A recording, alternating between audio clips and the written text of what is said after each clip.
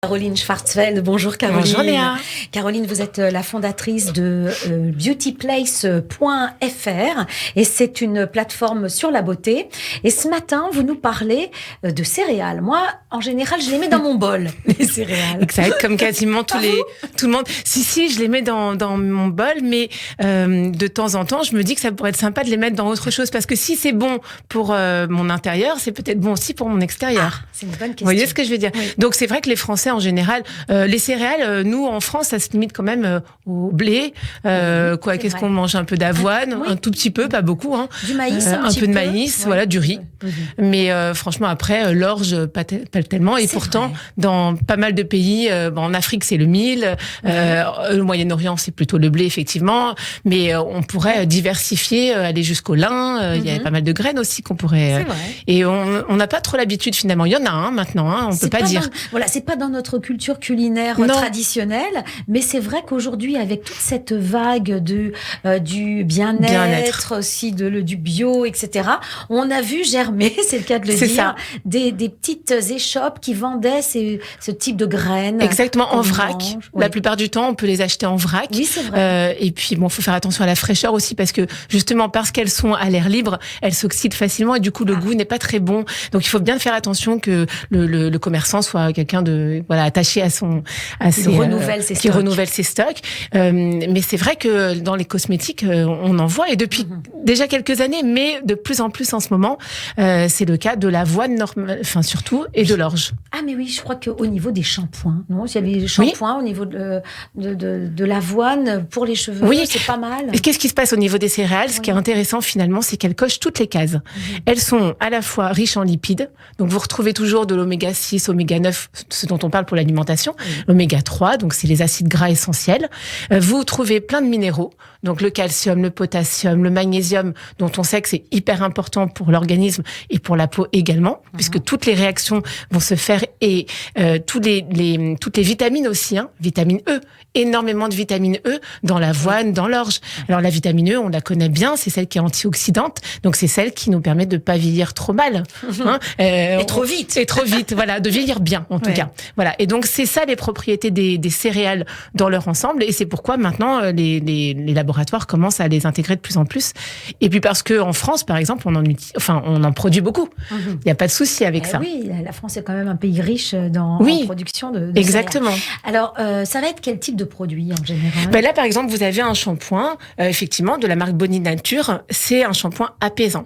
Donc, dedans, vous avez du lait d'avoine et vous avez de l'orge. Ouais. Et ça a été, pourquoi ils ont utilisé l'orge et l'avoine? Parce que justement, il y a un côté apaisant, décongestionnant, antipelliculaire. Elle fait tout en même temps. Et très hydratant. C'est vrai qu'on communique pas beaucoup sur les bienfaits de ces céréales et pourtant... Mais oui. Et donc là, vous avez un produit qui est vraiment très agréable, hyper naturel, certifié EcoCert. Moi, de plus en plus, je pense qu'il faut aller vers ces produits-là parce que maintenant, ils sont partout. Donc, pourquoi pas, hein, s'ils font du bien. Et donc... Vraiment, ce produit est très intéressant, apaisant. Est-ce que c'est un shampoing qu'on utilise comme n'importe quel autre shampoing ou bien parce qu'il a des céréales, il faut l'utiliser rapidement? Non, en fait, il n'y a aucune utilisation différente. En tout cas, sur ce shampoing-là, il apporte beaucoup de fraîcheur. Donc, c'est surtout au niveau de la sensation que c'est intéressant quand il y a des céréales. Et effectivement, même dans les masques, là, par exemple, c'est un masque de la marque Douce Angevine. C'est une marque que moi, je ne connaissais pas et qui pourtant est née en 94 d'une passionnée. Ben oui, mais vous voyez, ce sont des petites marques en fait. Enfin, petites marques en tout cas, c'est pas des gros mastodons. En tout cas, ça reste petit. Mais ce oui, sont des niches. Exactement, ce sont des niches, des marques qui se développent surtout sur Internet ou dans les magasins bio. Donc, si on pousse pas forcément à la porte de ces magasins, on les connaît pas. Et pourtant, elles sont extra. Douce Angevine, par exemple, c'est un masque qui s'appelle Vénus pour les peaux plutôt matures ou déshydratées. Et en fait, on vous apprend à l'intérieur à faire votre propre masque. Donc, c'est une poudre. Et de plus en plus, vous avez ce genre de produit. Et pourquoi? Parce que la poudre, du coup... le fait maison, quoi. Le fait maison. Ça Exactement. surfe sur cette mode, mais encore faut-il avoir du temps. Ça prend du temps? Non, ça prend pas de temps, Léa, pas du tout. En fait, vous prenez 2 cuillères à café de ce masque. Oui. Donc, c'est de la poudre. Vous le mélangez avec de l'eau dans un petit bol et c'est terminé. Et en fait, ce qui est intéressant, c'est qu'au niveau écologique, c'est intéressant de pas mettre de l'eau. Parce que finalement, des fois, dans un produit cosmétique, vous avez 60 ou 70% d'eau. Pourquoi utiliser un grand pot comme ça ça, alors que finalement, je vous livre la poudre et c'est à vous de faire. Et puis la poudre peut se conserver plus longtemps. Exactement. Alors que les si dates elle de était péremption. mélangée avec Mais de l'eau, vraiment, du coup, pas de conservateur. Donc, vous voyez, c'est très intéressant. Et là, à l'ouverture du pot, on a toutes les essences de mandarine en plus. Et puis donc, dedans, vous avez l'orge, l'avoine, etc., qui sont très agréables. Ce qui est intéressant dans ce type de masque, que vous mettez sur le visage un petit quart d'heure, c'est que ensuite vous pouvez l'enlever soit avec de l'eau. Et moi, en fait, j'ai juste testé quelque chose, mais j'étais sûre que ça allait marcher parce que je connais bien. Vous roulez le masque donc sous les doigts. À la fois, c'est bienfaisant parce que ça nourrit, mais en même temps, ça fait exfoliant. Exactement. Un exfoliant, mais extrêmement doux. C'est pas un exfoliant avec des noyaux d'abricots, vous voyez, qu'on a pilé, qu'on a broyé. Là, pas du tout. Ce sont des céréales. Donc, elles roulent sur la peau.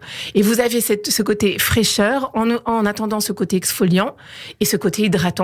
Et je trouve que ça fait un produit qui fait tout en même temps. Donc, la technique, on va le laisser poser 15 minutes et c'est après qu'on fait un massage sur le visage. Exactement. Après. Et vous avez en fait le masque. Donc, moi, je l'ai fait dans le bain. Donc, il y avait les vapeurs, quand même, d'humidité. Donc, il n'a pas séché énormément. Oui. Et c'est ça qui fait que j'ai pu le rouler. Il faut donc le laisser un petit peu sécher, mais pas trop. Et là, vous commencez à rouler le masque. Donc, c'est pas préconisé par la marque. Ça, c'est quelque chose que moi, j'ai fait moi. Vous faites, vous, en tant que consommatrice et professionnelle, mais ça a bien marché. Dans le bain, c'est une bonne idée. Pourquoi ? Oui. Est-ce que la vapeur d'eau chaude, par exemple, ça fait quelque chose sur la peau ? Est-ce que ça permet de... Oui, en fait, juste ça garde un peu d'humidité. Donc, j'ai pu faire ce côté exfoliant. Sinon, ce que la marque préconise, c'est de laisser le masque pendant 15 minutes et ensuite de le réhydrater avec de l'eau et puis ensuite de l'enlever et vous allez voir que ça se réhydrate très facilement. Et la peau après ? Et la peau, elle est sublime après. Et j'ai senti en fait un côté regonflant, un côté très apaisant. Et de toute façon, les céréales, je trouve que c'est assez agréable de savoir qu'on se met des céréales sur le visage. C'est doux. Est-ce que ça veut dire que si c'est doux, un masque comme celui-ci, on peut l'utiliser tous les 2 jours, par exemple, on pourrait, mais il n'y a pas d'intérêt tous les 2 jours. Par contre, la marque préconise qu'on peut le faire, par exemple, toutes les semaines pendant 1 mois. Donc ça, c'est ce qu'on appelle une cure. Ou sinon, tous les 15 jours. Une fois tous les 15 jours. Mais tous les jours ou tous les 2 jours, ça n'a pas d'intérêt. En ce qui concerne l'exfoliation, excusez-moi, je vous reviens sur ça. En général, on dit toutes les semaines parce que c'est assez agressif pour la peau. Mais là, sachant que ce n'est pas vraiment agressif, est-ce qu'on peut le faire plus souvent ? Vous pouvez, mais vous savez, Léa, l'exfoliation, ça sert à quoi ? On n'a pas besoin d'agresser notre film qu'on a sur la peau. L'idée, c'est d'enlever les toxines, d'enlever les traces de pollution, d'enlever les excès de sébum, de sueur. Mais on en a besoin aussi de tout ça. Donc, il faut quand même que la peau se régénère, donc on la laisse 3, 4 jours, 5 jours, 1 semaine. Donc 1 semaine, c'est mieux. Oui. Et ensuite, on fait un gommage. Mais il faut quand même laisser la peau faire son travail. Parce qu'elle se protège. Mais bien sûr, c'est ce qu'on appelle le film hydrolipidique de protection barrière cutanée.